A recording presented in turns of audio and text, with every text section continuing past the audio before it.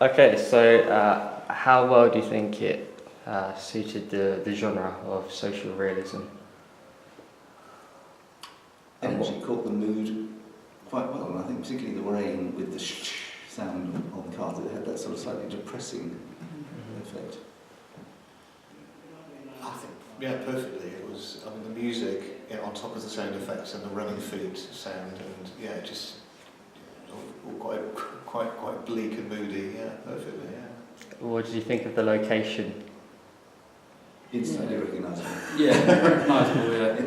And I think how it's kind of like where it's dark and slightly, those kind of places that everyone kind of like is maybe a bit nervous about going to, kind of creates the mood really well, I think.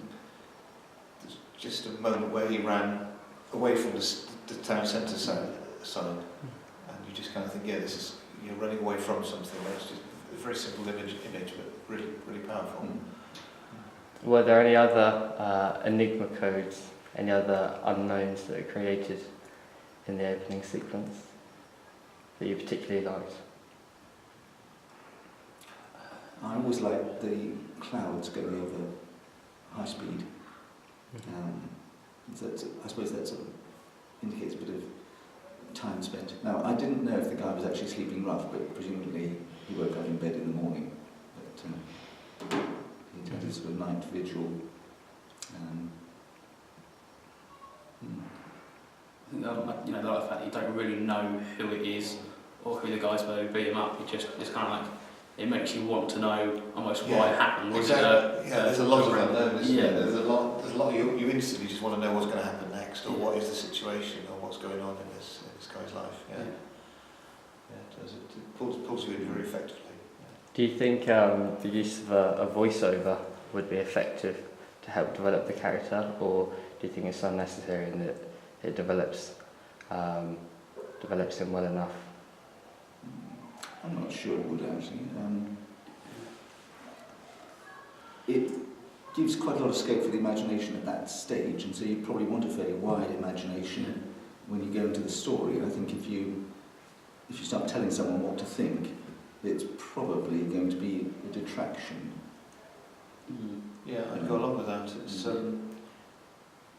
I'm thinking more of the sort of the more like the TV series that you have, you know, the very stark ones that have been around recently, and you expect those questions to be answered slowly rather than straight away, don't you? Yeah. And that will pull you into what, you know.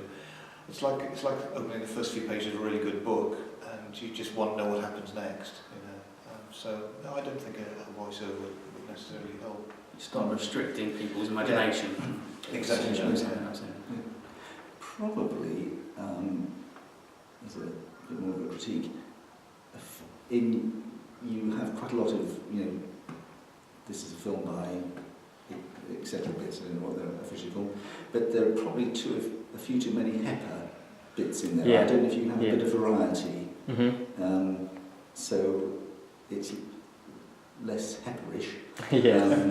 Then that could be quite good. But So for the titles, yeah. Just to make them more varied, to make them look more professional rather You've than... got like Hepper Productions in association with Hepper Productions and Hepper films Sammy and Hepper and there was quite a lot of... Okay. Not there's anything wrong with Hepper. No. I mean, I can't think of the best one for a Golden Globe.